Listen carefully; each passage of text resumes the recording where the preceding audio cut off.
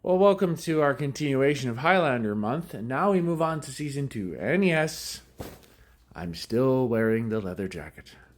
Now, season 2 is a step up from season 1, including from a production standpoint as well as quickening, special effects, and just overall lots of great action and more expansion to the lore.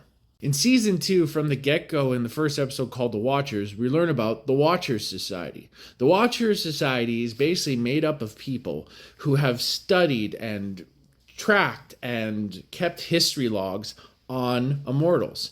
And each one is assigned to an immortal. And when they die, well, they move on and get assigned to another one. In this season, Duncan MacLeod meets his Watcher, Joe Dawson. He's one of the original members of the Watcher Society. He's been a member for years.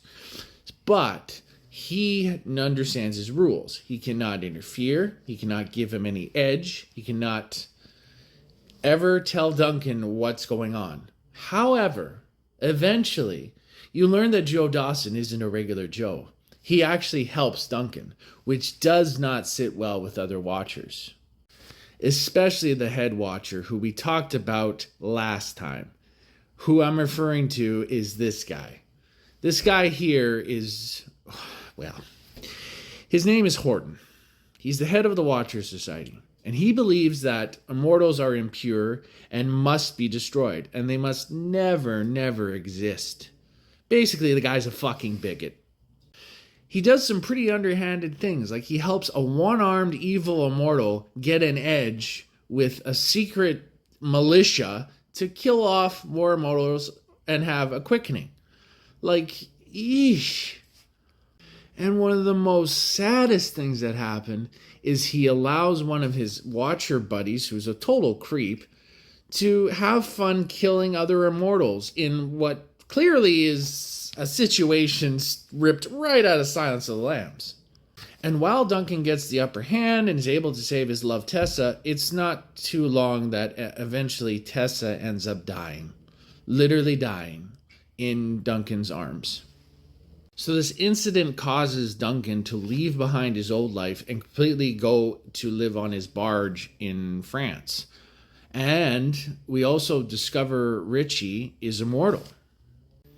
Duncan will still split his time between San Francisco and France, but it's where he really does discover himself again.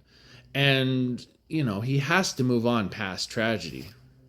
We also meet Maurice. Now, Maurice is just a little French guy who's homeless, but he loves to cook. He shows up here and there, and it's adorable.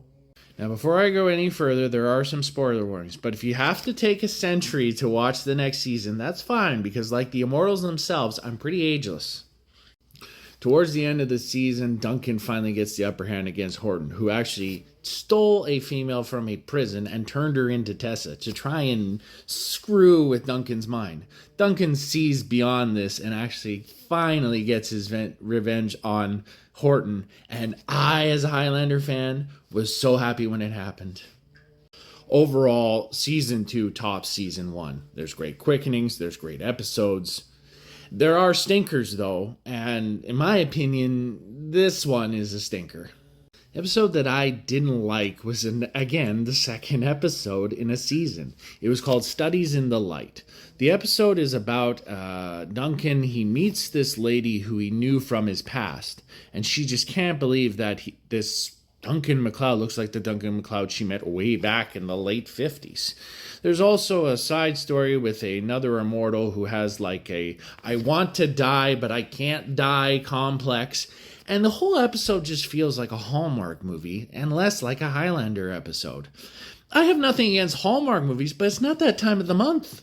As for best episode, well, I was kind of split between The Fighter and Epitaph for Tommy. But ultimately, I know I've made the right decision. My favorite episode in the season is Epitaph for Tommy, because in the episode, the villain for that episode is played by fellow Saskatchewan native and late great wrestling legend Rowdy Roddy Piper. How can you go wrong?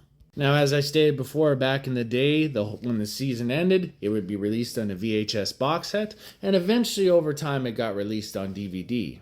And don't forget, you can still get this on Amazon, the complete season.